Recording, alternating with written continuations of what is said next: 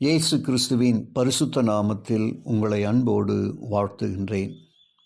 வெளிச்சத்திலே நடப்பும் வாருங்கள் என்ற தொடரின் வழியாக பரலோக தேவன் நம்மோடு கூட பகிர்ந்து கொள்ள அவர் கொடுக்கும் எச்சரிப்பின் தூது என்னவென்றால், மிருகத்தின் முத்திரையை பெறுபவர்களுக்கு தேவன் என்ன செய்கிறார்?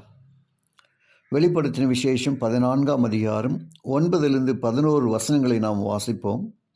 அவர்களுக்கு பின்னே 3ஆம் தூதன் வந்து மிகுந்த சத்தமிட்டு மிருகத்தையும் அதன் சொரூபத்தையும் வணங்கி, தன் நெற்றியிலாவது தன் கையிலாவது அதன் முத்திரையை தரித்து கொள்ளுகிறவன் எவனோ அவன் தேவனுடைய கோபாக்கினையாகிய பாத்திரத்திலே கலப்பில்லாமல் வார்க்கப்பட்ட அவருடைய உக்கிரமாகிய மதுவை குடித்து பரிசுத்த தூதர்களுக்கு முன்பாகவும் ஆட்டுக்குட்டி ஆனவருக்கு முன்பாகவும் அக்கினியினாலும் கந்தகத்தினாலும் வாதிக்கப்படுவான். அவருடைய வாதையின் புகை சதா காலங்களிலும் எழும்பும். மிருகத்தையும் அதன் சொரூபத்தையும் வணங்குகிறவர்களுக்கும் அதனுடைய நாமத்தின் முத்திரையை தரித்து கொள்ளுகிற எவனுக்கும் இரவும் பகலும் இளைப்பாறுதல் இராது. வேதாகமத்தில் காணப்படும் மிக முக்கிய பொருள்களில் இதுவும் ஒன்று. தேவனுடைய கடுமையான கோபம் இந்த கடைசி 7 வாதைகளில் வெளிப்படுத்தப்படுகிறது. அன்புள்ள தேவன் இவ்வளவு கடினமுள்ளவராக இருக்க முடியுமா என்பதை குறித்து இந்த பொருள் குழப்பத்தை உண்டாக்கக்கூடியதாய் உள்ளது.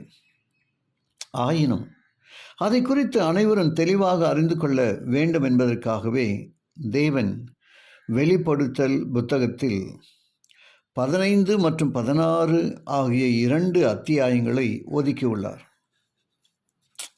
வெளிப்படுத்துதல் அந்த புத்தகத்தில் கொடுக்கப்பட்டுள்ள எச்சரிப்புகளுக்கு செவி கொடுப்பவர்கள் பாக்கியவான்கள் என்பதை தேவன் வெளிப்படுத்தின விசேஷம் 1ஆம் அதிகாரம் 3 குறிப்பிடுகிறார்.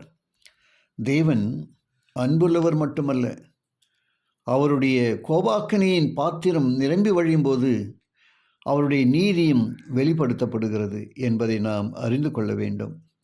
அதை உலக சரித்திரத்தில் நோவா காலத்தில் நடந்த ஜலப்பிரளயத்திலும் மற்றும் சோதோம் கொமோராவின் அழிவிலும் ஆகிய 2 முறை கண்டிருக்கிறோம். மீண்டும் கடைசியாக இவ்வுலகின் முடிவிலும் காண்போம்.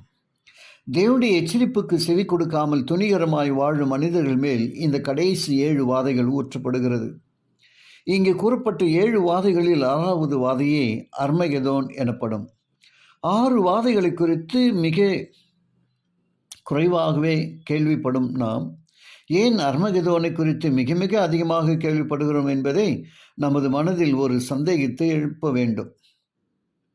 நமது கவனத்தை திசை திருப்ப தேவனுடைய எச்சரிப்புக்கு செவி கொடாமல் இருக்க செய்வதை பிசாசானவனின் மிகப்பெரிய தந்திரம். அர்மகெதோன் எவ்வளவு முக்கியமானதோ அப்படியே மற்ற 6 வாதைகளும் முக்கியமானது. அர்மகெதோனை குறித்து உண்மையுடன் பிசாசானவன் பொய்யையும் 2 கலந்திருப்பதால் நமது கவனம் வேறு வழியில் திருப்பப்படுகிறதும் அல்லாமல் அர்மகெதோனை குறித்த பாதி கதை மட்டுமே சொல்லப்பட்டுள்ளதால் முழுமையான உண்மை மறைக்கப்பட்டுள்ளது. ஆகவே இதை குறித்த முழு சித்திரத்தையும் காண முயற்சிப்பதுடன் வேதம் இதை பற்றி என்ன கூறுகிறது என்பதை நாம் ஆராய வேண்டும் அல்லவா? ஜெபிப்போம்.